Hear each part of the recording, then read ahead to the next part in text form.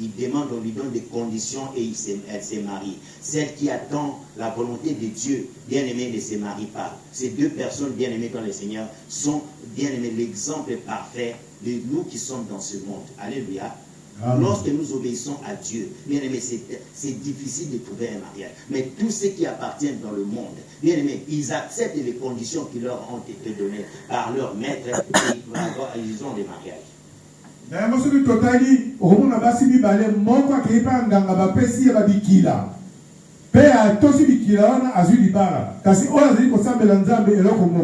Pourquoi? Parce que elle a obéi dans les conditions qu'on lui a données pour qu'elle puisse se marier. Mais à l'église aujourd'hui, on ne donne pas de conditions. On promet sans dire aux personnes comment tu vas faire pour te marier.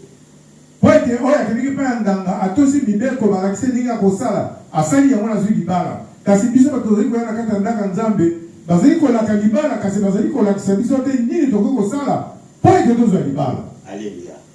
Alléluia.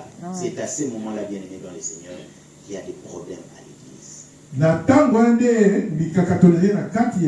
Parce que l'église n'est pas enseignée.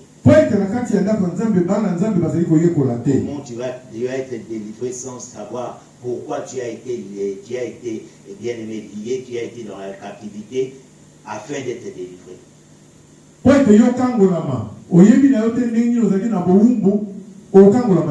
Ils ont crié à l'Éternel. L'Éternel a envoyé Moïse. Il a dit, c'est moi-même qui viendra pour délivrer mon peuple. J'ai entendu les cris du peuple.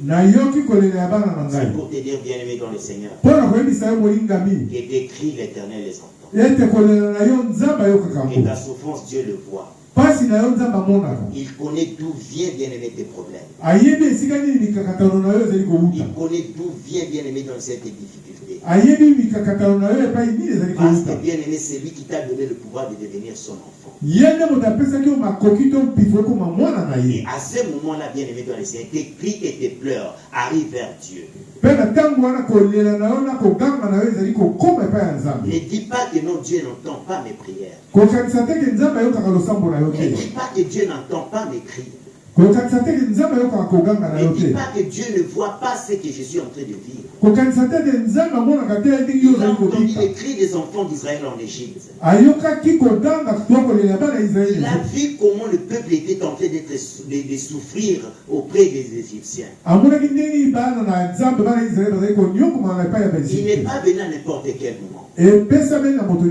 Il n'est pas venu à n'importe quel moment.